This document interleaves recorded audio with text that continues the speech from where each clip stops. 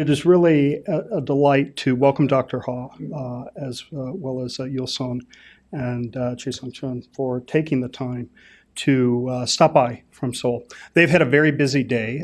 They have been at Bloomberg this morning answering critical questions, and we all know that the latest activities from North Korea, which they will address, have certainly warranted a lot of increase in international attention, and so they'll speak to some of that step up in their perspectives.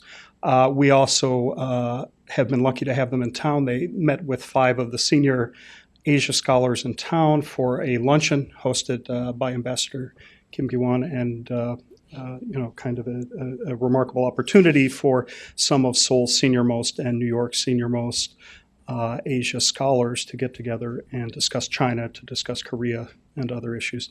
And they will head off tomorrow to Harvard, where they will see our friend John Park and Gary Seymour up at Harvard University at the Belfer Center. They will be with our good friend Victor Cha in CSIS the day after. So we're grateful that you took the time to be here at the Korea Society to join us for the start of this policy season, which kicked off. Some of you were here last Thursday for Brad Glosserman and Scott Snyder on Korea-Japan relations. And this is our second installment now. We have the Speaker of the National Assembly on Thursday, so it will have been a whirlwind week. This is also the kickoff, I should note, to our 60th anniversary season, meaning 60 years since the founding of Korea Society Incorporated by General James Van Fleet. And really to have these esteemed minds here at this time, given the critical nature of the news cycle, our concern for the US-ROK alliance with the challenges posed by North Korea, and for rising tensions in Northeast Asia, you can ask for no 3 better analysts, observers, and thought leaders who have advised their presidents and their leading academic and policy communities on ways forward in foreign policy. So please, I'd like to welcome Dr. Ha to the stage or to the podium to say a few words of welcome and to provide a richer, fuller introduction of his colleagues as we have a really interesting hour here for discussion. Thank you.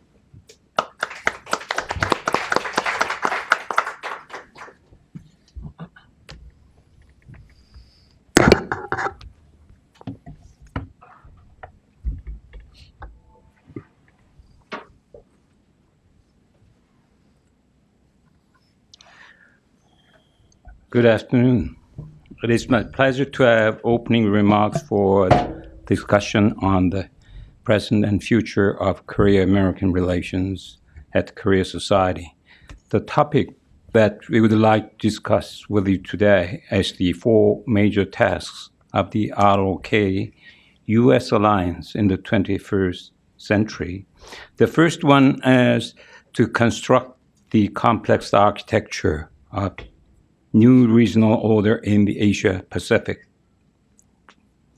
The second one is to solve the North Korean problem, including the crisis of North Korean nuclear and missiles. And the third one is to weave a close network among the ROK, US, and Japan. And finally, I would like to mention the responsibility of global governance. Let me start with the first task. With the rapid emergence of China and the also continuing endurance of the United States, China as an emerging architect has introduced a new model of international relations, which is basically composed of major power relations and also neighborhood relations. In parallel, the United States, as an established architect, has pursued a policy of rebalancing toward Asia-Pacific in order to reinforce the architecture of the regional order.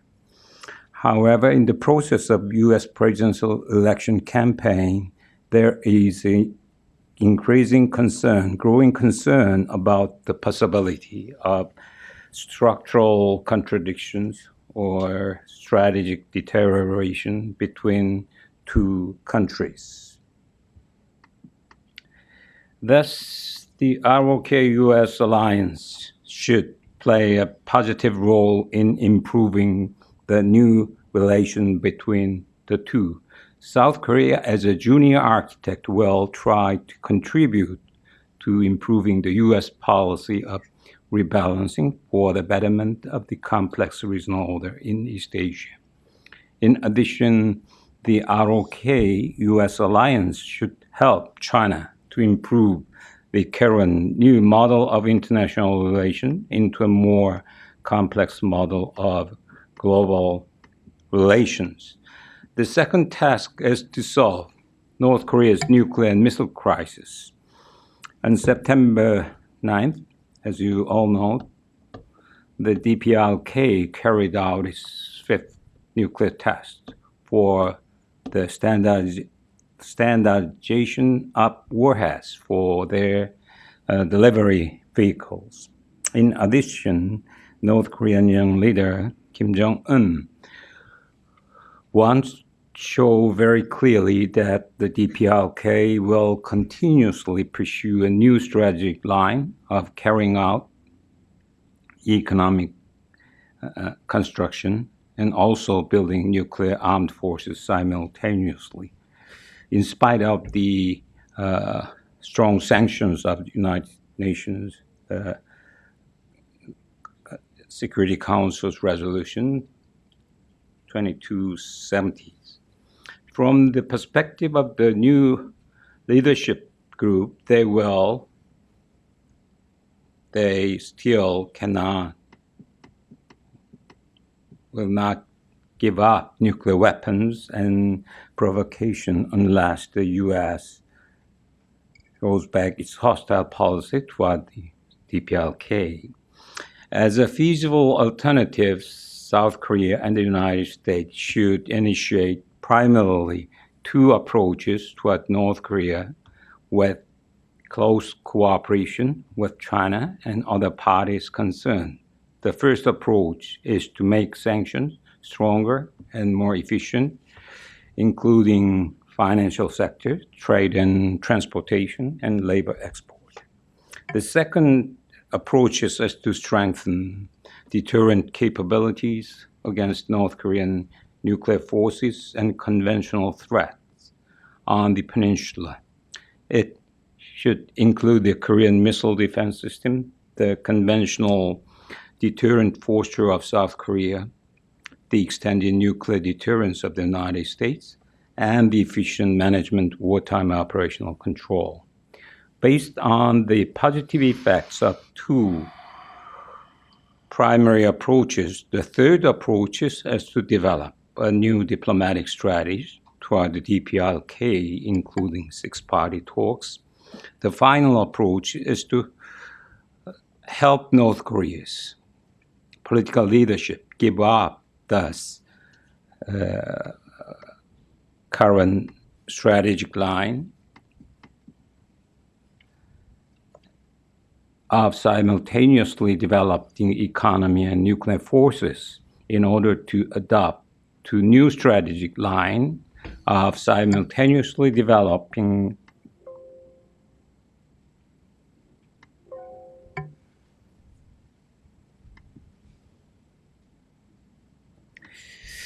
economy and non-nuclear security. The third task is to weave complex network among Korea, the United States, and Japan in the process of building the architecture of regional order in Asia-Pacific, as South Korea, United States, and Japan share a system of market democracy. They should closely cooperate as major builders, new value of 21st century rather than old value of 19th century, which can be successfully shared by emerging powers such as China. The final task is to share responsibility for global governance. The age of complexity in the 21st century demands complex management of global governance all over the world. The United States, as an established power, will continuously play the leading role of managing global governance. However, in parallel with complexification of actors, stage, and performance in the world, the global role of the ROK-US alliance will rapidly expand. Due to military tension on the Korean Peninsula, the ROK's regional and global role of security will be mainly focused on the peace on the Korean Peninsula. In contrast, the ROK-US alliance as co-architects can play the complex role of constructing the architecture of global governance of emerging stages in the 21st century, including information technology, nuclear energy, and so on. The successful implementation of 4 major tasks of the ROK-US alliance in the 21st century will contribute to not only to the future of bilateral relations, but also Asia-Pacific and global relations. So thank you very much. Following my opening remark, 2 specialists from South Korea, Professor Chun will cover the security issues relating between ROK and the United States, and Professor Sohn Yul will cover the economic issues, which is closely related with relations between ROK and United States. After that, we will gladly respond to any kind of comments and questions. Thank you very much.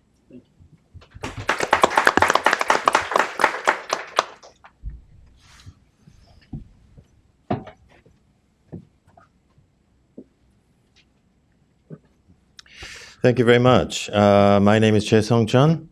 I'm teaching at Seoul National University at the Department of Political Science and International Relations.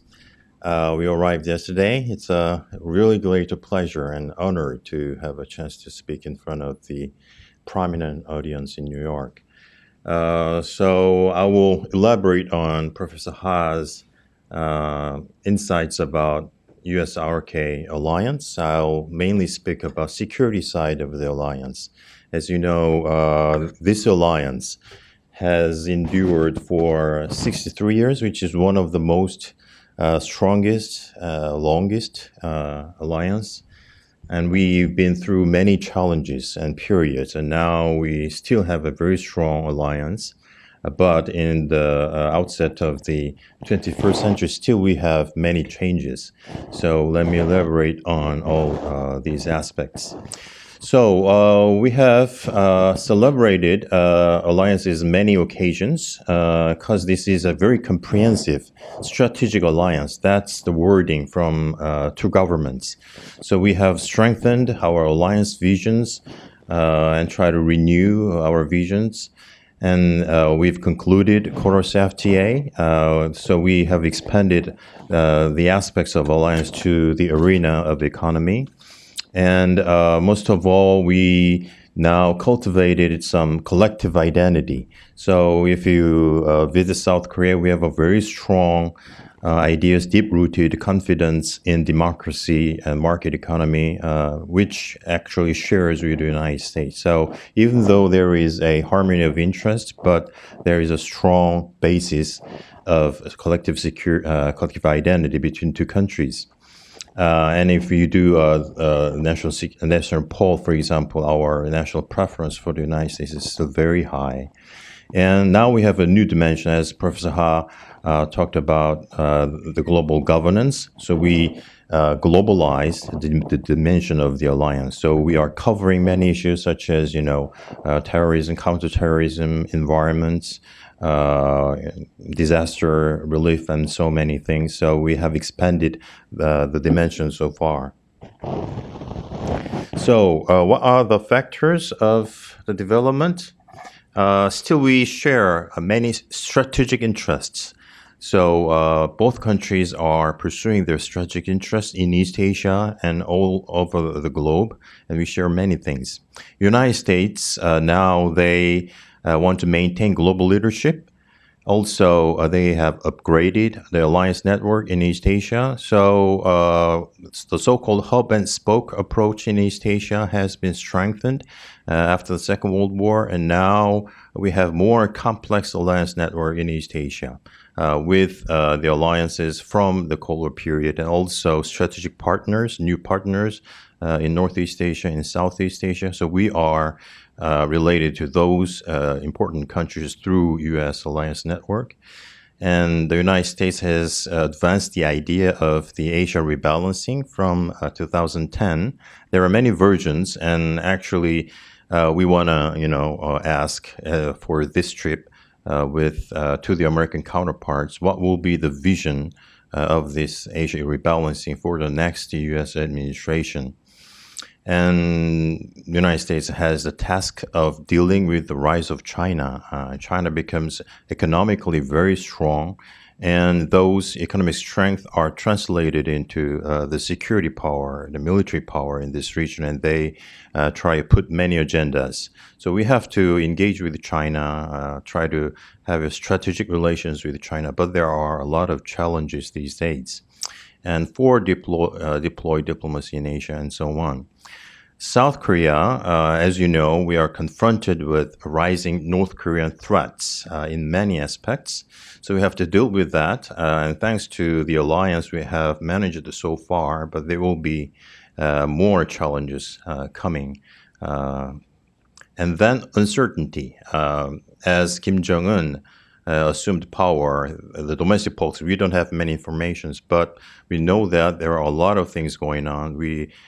This year, actually, refugees from North Korea has increased by 15.1%, and the modalities of refugees is also different. They are defecting from North Korea, not just because of economic reasons, but political reasons as well. So we see some signs of changes inside North Korean domestic politics.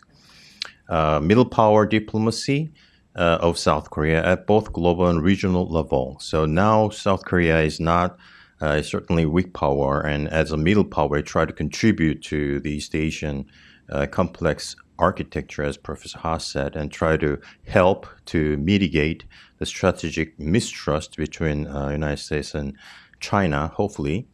And also, we have the issue of rise of China. We, dependent upon the economic interdependence with China, and we needed some help from China to deal with North Korean nuclear threat as well. So China is a very important strategic partner to South Korea. So how to maintain these relations, that's an important issue. And also strategic relations with Japan. As you know, South Korean government has, a lot of issues with Japan, the comfort women issues, many nationalist issues with these days, a more rightist government from Japan. So how to continue strategic cooperation with Japan, and also trilateral network with the United States, and so on. So there are three levels of challenges to the alliance. First, nuclear power of North Korea, and power shift between, not shift, but, shifts in balance of power between United States and China. And power diffusion, that's a kind of new term. So not anymore nation state, monopolizes power these days. So we see the diffusion of power among different levels of actors, such as non-state power, non-state actors, supranational actors, and so on. So global governance becomes more and more complex. So how to deal with the challenges from these changes at the level of the alliance. So I'll talk briefly about China and North Korea and South Korea foreign policy. First, China. So if you look at East Asia, East Asia is a relatively stable area because we didn't have major interstate conflict from 1979 between China and Vietnam at that time. So relatively, we are, a stable area. It can be called as some negative peace. It is not really a positive peace, but there is a stability. And there is more and more interdependence inside the region. Economic interactions becomes, increasing, and social, interactions among the states in East Asia is also increasing. So in terms of economic, social, cultural, aspects. There are more and more regional integration. However, on top of that, at the security level, we have a lot of conflicts, disputes. So this kind of discrepancy is a big issue to all East Asian countries. South Korea, for example, we have, a high level of economic relations with China, but there are security issues as well. So can both South Korea and the United States have a common China policy? So there are two aspects usually in China policy, both balance side and also engagement side. So we have, try to combine these two aspects of China policy and try to have a right mix and formula. But as time goes by, at some point, engagement is more important. At some point, balancing becomes more important. So South Korea try to have a good relationship with China because, if you look at East Asian countries, there are two variables. First one is economic relations with China, and second, geostrategic vulnerability. If a country in East Asia have a high level of economic dependence on China and some strategic vulnerability, it's very difficult for that country to balance against China. For example, South Korea also, in economic and also geostrategic terms, like in dealing with North Korean problems, we should have a strategic relations with China. United States as a great power has a better position to deal with China. So we want to have a common policy toward China. Japan, on the other hand, has a different interest and position vis-a-vis China. So can we have common ideas and visions among three countries in dealing with, the rise of China? Strategic mistrust. From last year, we observed that the relations between United States and China becomes really deteriorated, as we see in South China Sea, in East China Sea, and cross-strait relations as well. So can South Korea contribute to the mitigation of this strategic mistrust between two countries? For example, by dealing with North Korean nuclear crisis in a very smart way, probably these two giants can continue to cooperate with each other. And South Korea may suggest some kind of solution to this issue. So lack of strategic cooperation. If you look back up in 2013, there was a term, so-called new type of great power relations between President Obama and President Xi. And the first issue was North Korean nuclear problem. So they both agreed very strongly to the idea of denuclearization of North Korea. That's a good news. But as time goes by, as you know, there is a difficulties in dealing with issues, differences of opinions, and so on. So that is one good example. And then we want to work on this more and more. So that's China issue. Very shortly, if you have more questions, then we'll talk about it.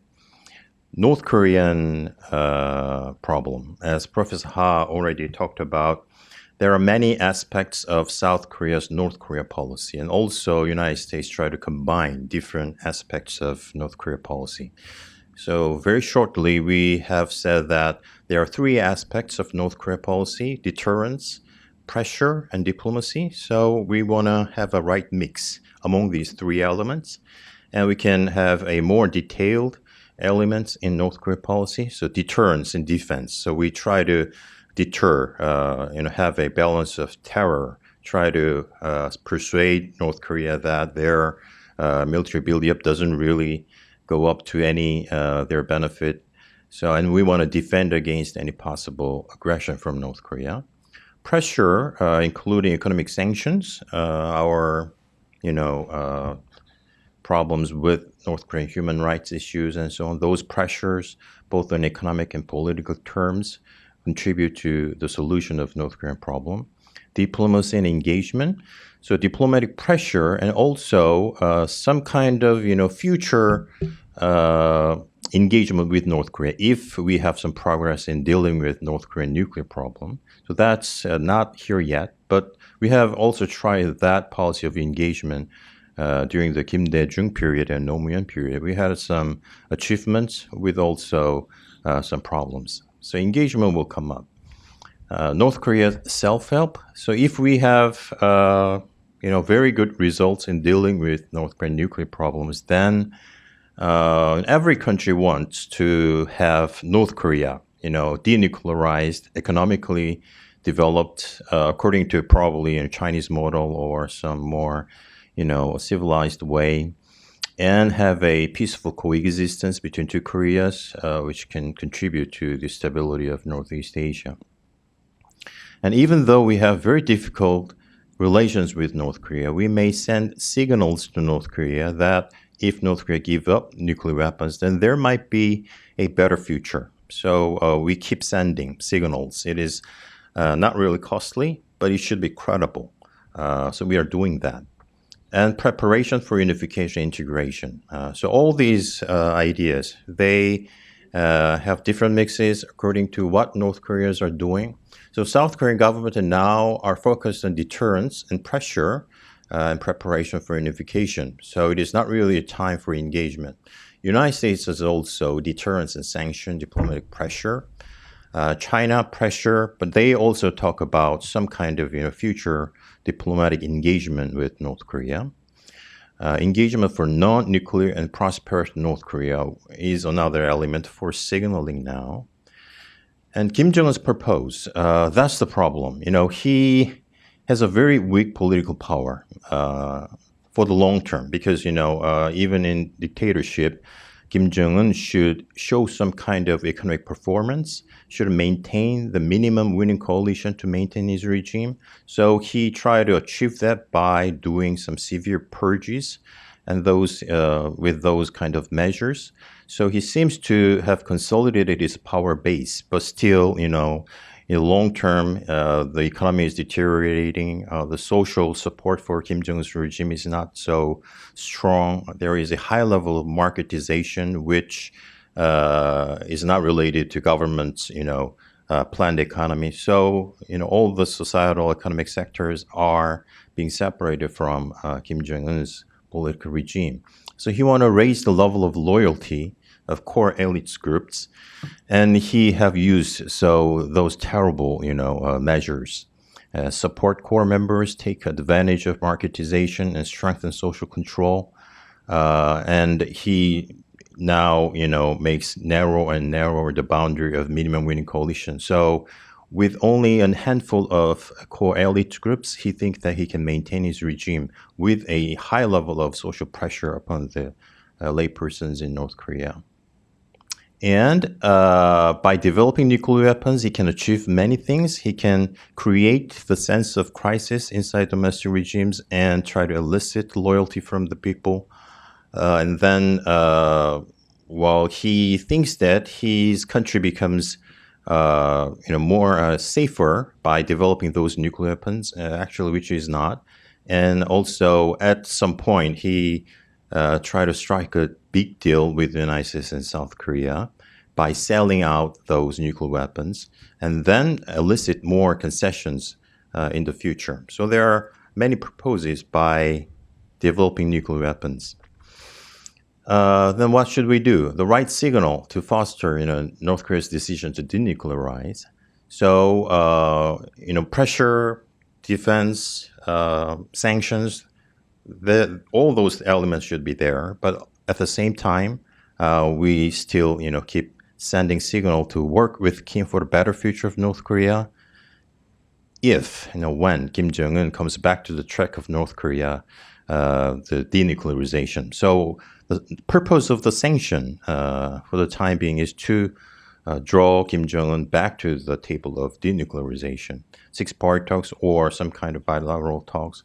So we have to, keep putting pressure on North Korea to the point of that changing Kim Jong-un's calculus in dealing with North Korean nuclear problems. So we should not exclude Kim Jong-un from the sets of South Korea signaling, because in that case, Kim Jong-un, these days, we are not sure Kim Jong-un will,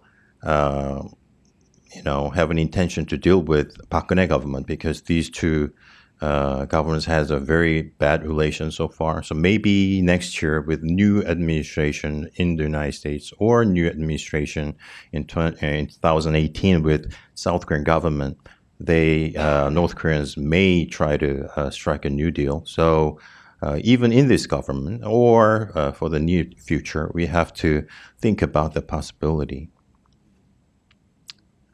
So basically that idea. Policy suggestions. So we have to have a long-term view with complex approach, sanction, pressure, and then the possibility of getting Kim Jong-un back to the denuclearization negotiation table. Cope with North Korean contingency, that's a big issue. China has cooperated with international society in putting economic pressure on North Korea, but they are very much worried about the possibility of North Korea's contingency, and they misunderstand South Korean government's intention, and they think that South Korea may want to have a North Korean contingency. But we are try to prepare for that kind of contingency, but our basic idea is we want to have gradual, cost-effective, and regionally beneficial unification. So we will cope with the contingency, but do not aim at it. We want to contain Korean issue, delink it from great power rivalry. So Chinese these days think that there is a linkage between, for example, South China Sea issue and deployment of THAAD on Korean soil. And they think that there is a great scheme to encircle China from the part of the South Korea and the United States, which is a totally misunderstanding. So we want to delink issue and deal with North Korean issue as it is. Enhance reassurance efforts and cure security dilemma among parties, especially between U.S. and China. Send signals and prepare for five-party coordination for the next sequence of the talks. So even though Kim Jong-un, because of the rising economic pressure, comes back to the table of denuclearization, there is a now painful, long process of mechanism, the freezing and then dismantlement, denuclearization. And we also should pursue peace mechanism. It's all about establishment of peace treaty, a very concrete mechanism to guarantee the durable peace. So what should we do? In South Korea these days we talk about middle power diplomacy. Middle power means that not just in terms of power index, South Korea should behave for some kind of universal values to mitigate great power rivalry in the region. So the priority of North Korean nuclear problem, both in Washington and Beijing, has been, up and down, but sometimes it was very low. But now, the priority becomes very high because of North Korean provocation. So we have to deal with that problem. And now South Koreans are now learning that North Korean nuclear issue is quite closely related to U.S.-China great power game. So it's very difficult. Relatively small power like South Korea should deal with both games, inter-Korean games and also U.S.-China great power game. So we should have a very good idea about the security architecture in the region, as that's the first point of Professor Ha. Middle powers hedging strategy. There in East Asia, many countries try to adopt a hedging strategy. It's a kind of opportunistic one, but it should not be hedging between U.S. and China. It should be hedging between narrow international interests and also broader regional interests. So middle power should take into consideration both interests at the same time and try to stabilize regional security relations for the broader interests. And this is the last part, future tasks of the alliance. So we have been, had a lot of strategic talks, but we have to continue that. So both Seoul and Washington need to ponder upon the long-term comprehensive plan for North Korea strategy. Now we focus upon the short-term deterrence strategy, but there will be a time for dealing with North Korea from a diplomatic point of view. So we should keep talking. And also U.S. and South Korea's China policy. So China is always there when we talk about North Korea only. So how can we develop a better common China policy is always a problem. And Japanese perspective toward China is also a little bit different from South Korea's view. So we need to have a more and more strategic talks, both at the track 1 and track 2 level. To answer these questions, we should have to deal with to what extent the alliance can work with China. So South Korea, from the year 2007, we have established so-called strategic partnership relations with China. And China tried to draw South Korea to their circle, maybe from the United States. That's what they have been doing. But, we should have a better ideas how to have both good relations between United States and China. On what principle the alliance can strike a deal with China on North Korean issue, and to which vision the alliance agree for the future of the peninsula. And post-sanction stage, sanction cannot continue permanently, so we should define the purpose of the sanction, and we should find out when a sanction should be stopped, and then we go to the next stage. And then, those things I've covered. And universal norms, United States these days puts a lot of emphasis upon norms in dealing with issues in East Asia. So rebalancing strategy is not just about balancing against China or strengthening alliance. It's about norms on which East Asian countries can cooperate, play with some kind of, operating systems. That's actually what Kurt Campbell employed in the recent book, The Pivot. So he wants to see East Asia with some good norms on which the East Asians can play. And a unified Korea, what China hates most is a unified Korea under the South Korean influence with United States Army to balance against China. So our vision of unified Korea's foreign policy is really important to China, how to persuade China that unified Korea will still pursue a beneficial strategy to United States and China, which is very difficult because, that's basically great power game. But unless we assure China of that point, China will not take part in, putting pressure on North Korea now. So these, future vision and the present, behavior of China is quite closely related. ROK, U.S., Japan cooperations. So with increasing North Korean nuclear threats, now, South Korea and Japan are thinking of many ways of cooperating with each other.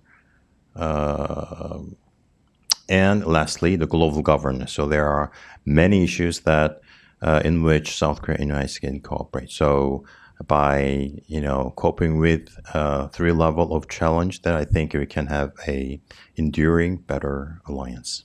Let me stop. Thank you.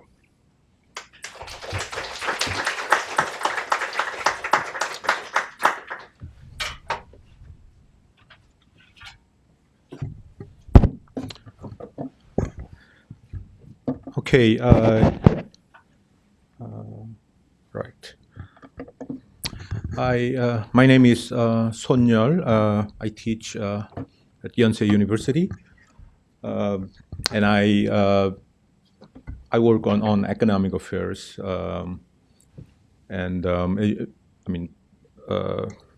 North Korean nuclear issues and Kim Jong-un sort of overshadowed almost every issues with regard to South Korea. So my topic and my talk will be short. I don't want to divert your attention from nuclear and security issues, but there are some important elements here that I want to share with you. My talk is about economic policy. For South Korea, there are two challenges. Two challenges coming from South Korea's identity as a trading state. It is a truly trading state that your trade dependency is, around 100%, which is one of the highest among the OECD countries. As you know, South Korea is a good model for export-led growth. But at the same time, you are vulnerable to the vagaries of global economy. The 88% of trade dependence is very high. But a few years ago, South Korean, the ratio of trade dependency has been way over 100%. And in 3 years, actually, it dropped by 25%.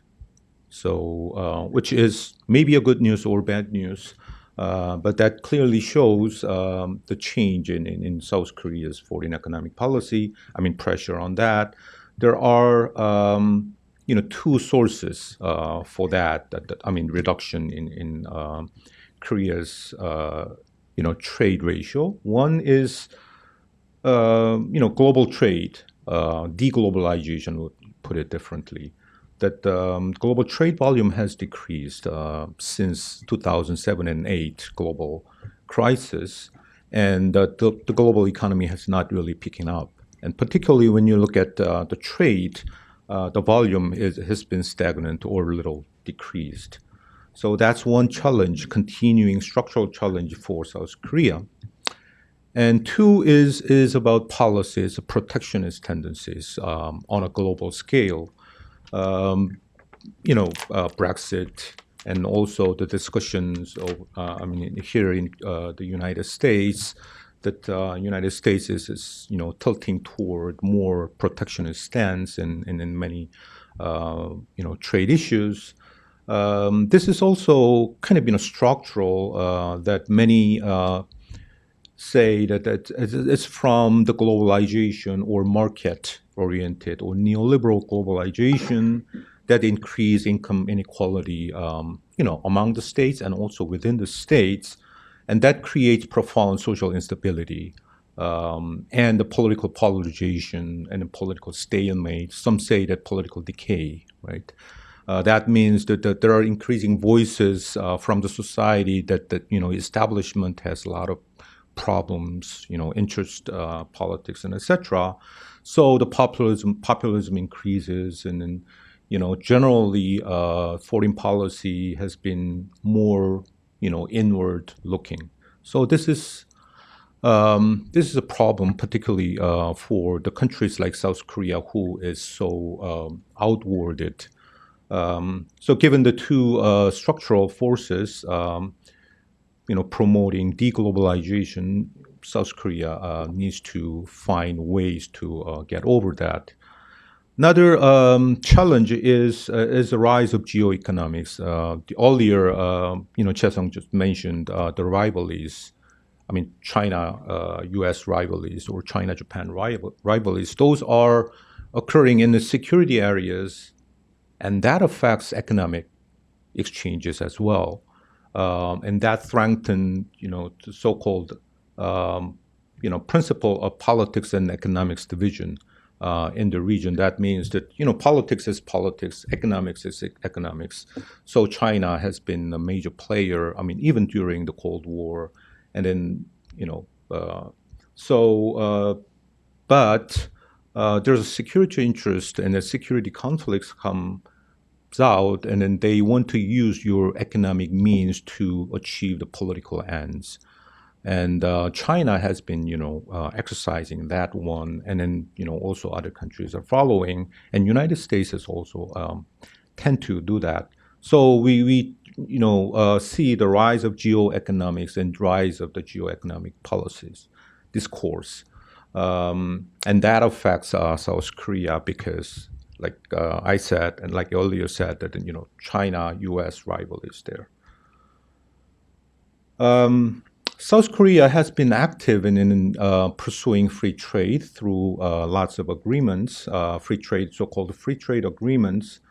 Actually, South Korea is the only country that has concluded free trade agreements with three great major blocs: United States, European Union, and China. Finally, and the country thought that with those FTAs with three large economic blocs, you would be able to exploit those bilateral FTAs. But at the same time, there's an increasing movement toward the multilateral trade agreements like TPP.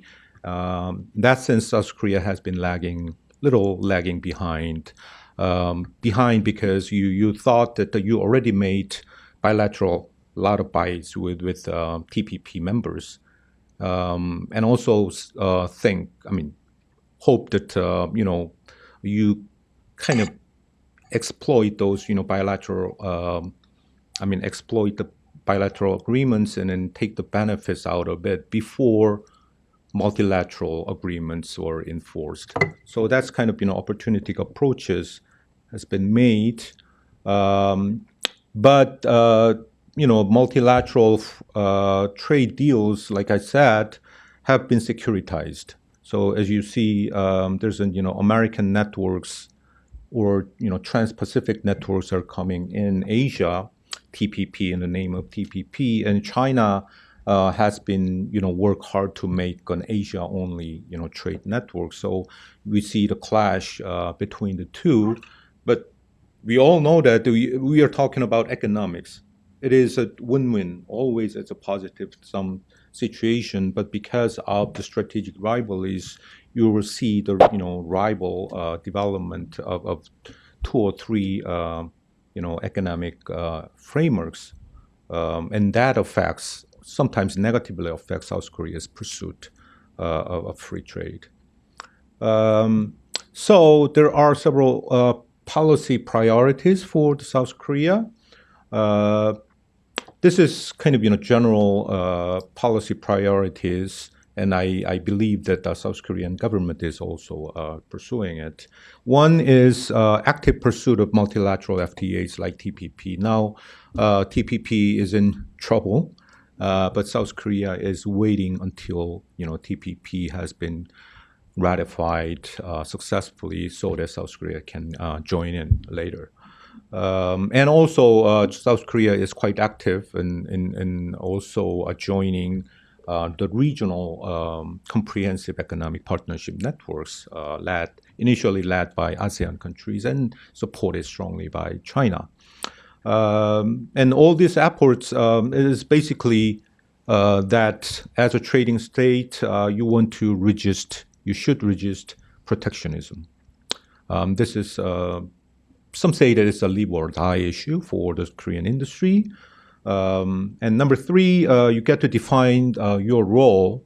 In the earlier discussion, presentation said the middle power. Yes, you also find a space for middle power diplomacy in economics. And this is more so because economic world is a world of networks, as a world of win-win positive sum games. So you can play actively in that area. So there are sort of rival development of trade networks such as TPP, and that is pitted against RCEP, these days led by China. And two are not incompatible. Actually, you can see two coexist and eventually evolve into one greater networks like AFTOP, which both China and the United States pledged to achieve later. And ADB versus AIIB is the same. That AIIB was initially portrayed as an alternative to Asia Development Bank, but as it unfolded, you can see a lot of spaces for the two to coexist and work together. And actually, the very first project of the AIIB is a co-project with the ADB people. So South Korea can play that role in between two networks. Then the question is United States because of the elections. Now the election campaigning worries lots of Korean policymakers and academics and concerned intellectuals. It seems like next administration, he or she will most likely pursue two. One is you try to increase burden sharing with your allies like South Korea militarily, and greater shared responsibilities. That is a term used by the United States when you made a joint statement in 2+2 meetings with Japan. It's the same term, maybe with a better term, greater shared responsibilities. You share more. And at the same time, United States your approach, that might be an exaggeration, but very much, mercantilist approach to the ratification issue of the TPP. Now, both candidates are opposed to it. And then, they also say that as a president, they will oppose to it. And when you pursue these two things together under the condition of increased U.S.-China rivalries, that means a lot to the countries like South Korea because, South Korea has to choose either or not, or, increased burden sharing means that you share responsibilities to balance China in that sense. Or, TPP, you balance China. Things like that. So that would give hard time for the countries like South Korea. So you want to avoid that. In doing so, in order to do so, Korea-U.S. cooperation, also in the economic affairs, is really critical. And in doing so, one is that Korea, for the past several years, Korean trade policies. Like I said, there are lots of successful conclusion of economic agreements, free trade agreements. In the face of implementation, you accept a lot of criticisms, and that's I don't think that's that's unfounded. There are several evidences that South Korea is not really opening up.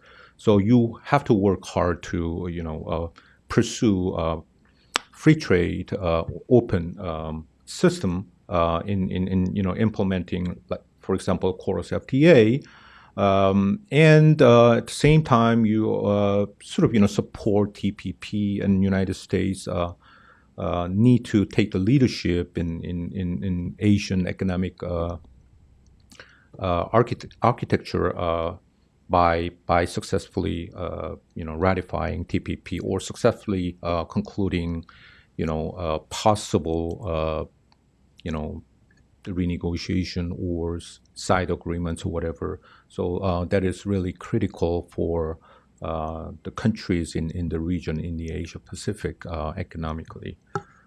So I will stop here and Thank you. thank you very much. Professor Sohn, Professor Chun, Professor Ha, thank you. Give them a round of applause. Thank you all for your questions. A special thanks to Nikita Desai, who really did the hard lifting here with all the logistics, as well as to Peter Stemke in our audio and video booth. And we thank all of those who have joined online or are listening via podcast or viewing via YouTube video. We would encourage you to please become members of the Korea Society. Please do look at our policy calendar coming up. We have several interesting events, and I will note only two. We hope to see you back Thursday at 11 a.m. if you are interested in hearing Korea's National Assembly Speaker. You would need to please see Nikita Desai immediately after, because that is a closed list, and we need to get your name and credentials. And then secondly, on October 6th, we will have Frank Januzzi and Keith Luce here, formerly senior staff advisors in the Senate Foreign Relations Committee, now both doing important Asia work. They will be here to talk about the Clinton and Trump positions. This will be after the first presidential debate, after the vice presidential debate, and before the second presidential debate. So it should be a timely analysis of the candidates and their perspectives on Korea and Asia. Lastly, let me invite you to please look at East Asia Institute's EAI Questions and Answers is a very valuable resource. And also I wanted to note that the new Comparative Connections is released this week from Pacific Forum CSIS. Some of you were here for Brad Glosserman the other day, but that also is an important online resource for you. So hopefully we'll see some of you back here on Thursday and in coming weeks. And again, please join me in thanking our really eminent delegation and a truly, truly magnificent set of observations. And we do have gifts for them, parting gifts, so I will present those now. Thank you. Thank you.